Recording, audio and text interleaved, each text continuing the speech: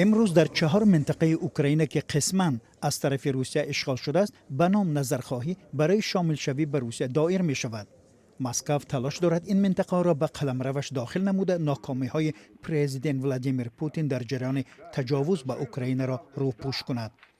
در حالی که برخوردهای نظامی وزین در شرق اوکراین ادامه دارد، مقامات رو به مسکو ولایت‌های لوهانسک، دونتسک، خرسون و زاپاروژه یک رفراندوم مخالف به قانون‌های بین المللی و آیین‌نامه سازمان ملل این استان‌ها را به روسیه شامل کنند. شمار زیادی ساکنان این استان‌ها که حالا به ترک مکان دائمی زیستشان مجبور شدند، این نظرخواهی غیر قانونی را قبول ندارند. من ضد رفراندوم هستم و فکرم شهر و ولایتم مال اوکراین است. خیلی وزنین است ولی فکر میکنم اینجا جای روس‌ها نیست.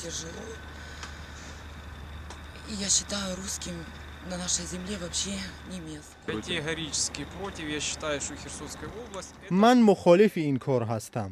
به عقیده من ولایت خرسون خاک اوکراین است. ثانیاً ما نمیدونیم که آنجا چه اتفاق افتاده است.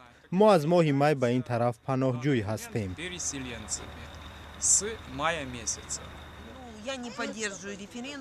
من مخالف رفراندوم هستم. چگونه می شود یک پاره کشور را از هم جدا کرد؟ این رفراندوم قانونی نیست. چگونه در بین جنگ در کشور دیگر هر کاری را خواهند میکنند؟ من این اقدام را دستگیری نمی کنم.